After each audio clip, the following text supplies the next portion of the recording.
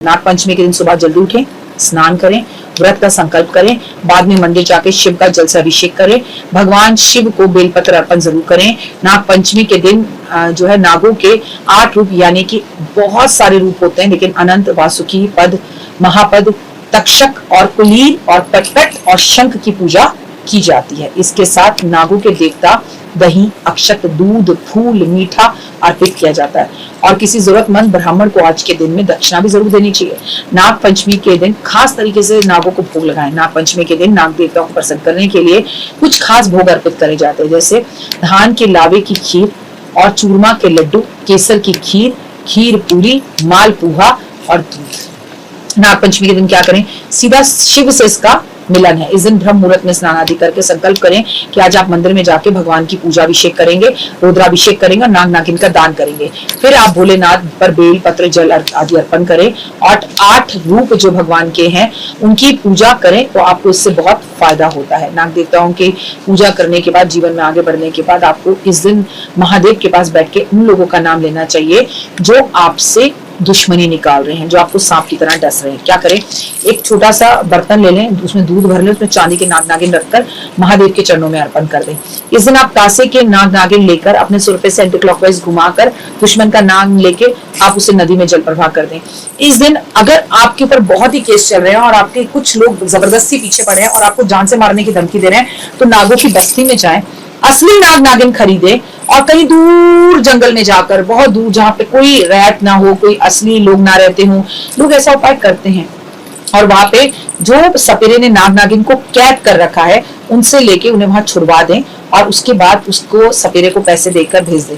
अगर ये आपको करना मुश्किल लगता है, बिल्कुल ना करें। केवल चांदी के या मिट्टी के नाग नागिन बनाकर उसे अपने सर पे एंटी क्लॉकवाइज घुमाकर और उसे भी जल प्रवाह कर सकते हैं, और वो भी ना कर सके तो मंदिर में रख सकते हैं। लेकिन हाँ, नाग पंचमी वाले दिन कोशिश करें कि आप चांदी के नाग नागिन का दान तो कम से कम जरूर करें, चाहे आपको कालसर्प दोष है या नहीं है, चाहे आपके दुश्मन है या नहीं है।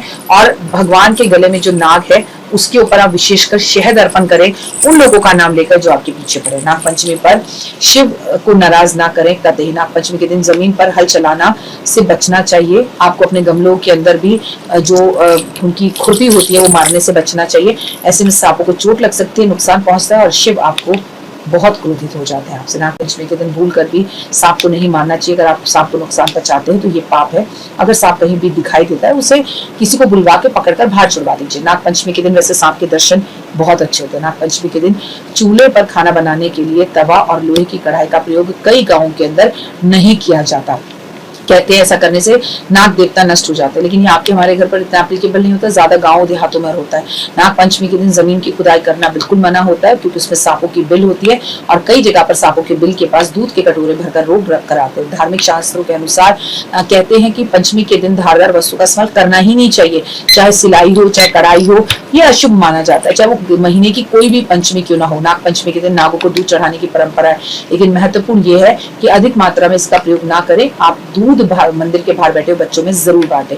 नाग पंचमी के दिन माना जाता है कि शिवलिंग पर जल अर्पण करना महादेव प्रसन्न होते हैं और चांदी के छोटे छोटे नाग नागिन ले जाकर शिव जी पर रखना, इससे भगवान बेहद प्रसन्न होते हैं। इस दिन आपको खीर का भंडारा जरूर करना चाहिए। इस दिन जरूरतमंद लोगों के बीच में आप दूध बांट सकते हैं, दूध का भंडारा कर सकते हैं, छबील बांट सकते हैं, जिससे भगवान का विशेष आशीर्वाद आपको मिलता है।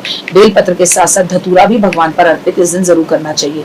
नाग पंचमी के दिन आपको कच्चा दूध महादेव पर दूध का, गाय का दूध अर्पण करना चाहिए।